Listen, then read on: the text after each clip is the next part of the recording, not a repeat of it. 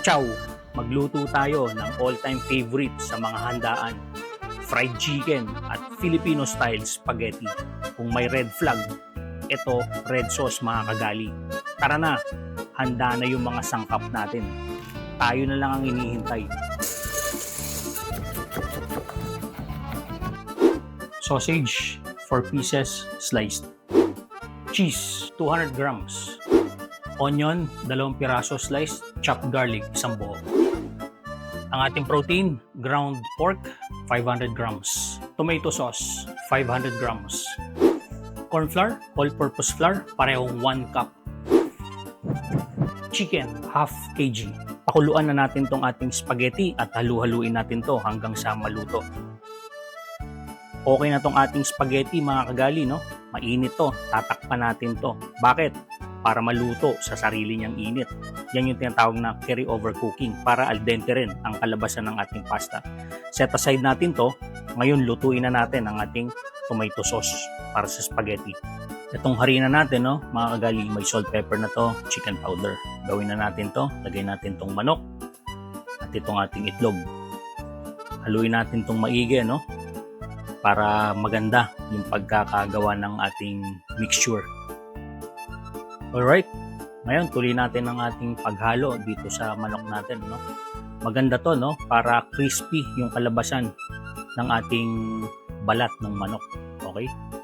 Tapos i-refrigerate natin to mga kagali bago natin prituhin. Siguro mga 1 hour pwede na. Kamusta ang buhay-buhay mga kagali? Special mention kay June Bumtang Baro na palaging nakasubaybay sa JC's Gali. Wala kaming pakialam! Lutuin na natin ang ating spaghetti sauce. Kailangan natin ng mantika, pat at sandok. Lagyan natin itong ating panggisa, garlic, sibuyas. Yan mga kagali. Gisahin na natin itong sibuyas at garlic sa mantika natin. Sama na rin natin itong ating asukal, salt, pepper, tsaka chicken powder. Ayan. Halu-haluin natin to, no? Kasama ng ating sibuyas at garlic. Nilagay ko na rin mga kagali itong ating giniling. Ayan, isahin muna natin siya, no? Okay. Tapos pwede na rin nating ilagay itong ating tomato sauce. Ayan, salang na natin yan, no? Buon appetito! Itong spaghetti bolognese originated from Italy mga kagali. Pure ground beef at tomato lang ang gamit nila. Pero itong niluluto ko ngayon mga kagali, spaghetti bolognese na nagbakasyon sa Pilipinas. Il drago di pasta che brucia città con la besciamella infernale.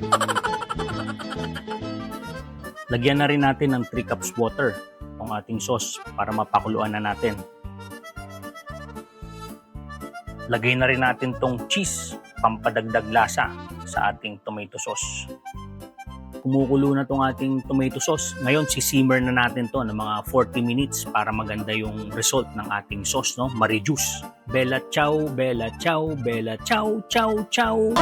Yung spaghetti bolognese, pang fine dine-in yan mga kagali. Pero itong Filipino style na niluluto natin ngayon, pang birthday vibes, pang barangay, pang kapitbahay, at pang takeout ng Tupperware. Bihira ka lang makakatikim nito. Wow, kapalan natin.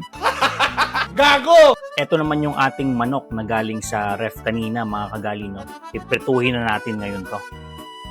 Ang ganda na ng temperature ng mantika natin mga kagali, no? Low heat lang to, no? Para hindi masunog yung ating manok. Ngayon, prituhin na natin to isa-isa. Isang technique din dito, no? Para maganda yung luto ng manok, no? Crispy at crunchy at juicy. Huwag nating isiksik yung manok para yung temperature ng mantika hindi bumagsak. Ayan ha, yan ang mga sikreto dyan mga kagali. Kayo mga kagali, anong version ng pagluto nyo ng spaghetti sauce? Yung iba kasi may chopped carrots, yung iba naman banana ketchup ang gamit, yung iba naman medyo maasim. Type nyo nga dyan sa comment section and please like, share, and subscribe and hit that notification bell para lagi kang kasalo sa kainan kahit online lang. Mamma mia! Respect the original recipe mga kagali, ika nga nila. Pero dito sa Pinas, lagyan pa rin natin to ng hotdog. Kasi pag walang hotdog, Parang handaan na walang chismis. O ha? Diba? Kita nyo? Sabay nating niluluto ang ating spaghetti at fried chicken. Oh my God! Panalong panalo to. Itong mga diskarte na talaga namang pasta la vista diet. Hasta la vista, baby. Delisyoso. Ganito dapat sa handaan. Perfect combination, fried chicken at spaghetti. Walang arte, walang diet. Diretso kain agad hanggang sa mabusog sa sarap.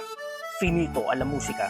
Dahil ang masarap na ulam nagsisimula sa masayang kusina hanggang sa susunod dito sa JC's Gali. Tandaan, magluto ng masaya, haluan ng lambing at hiyain ng buong pagmamahal.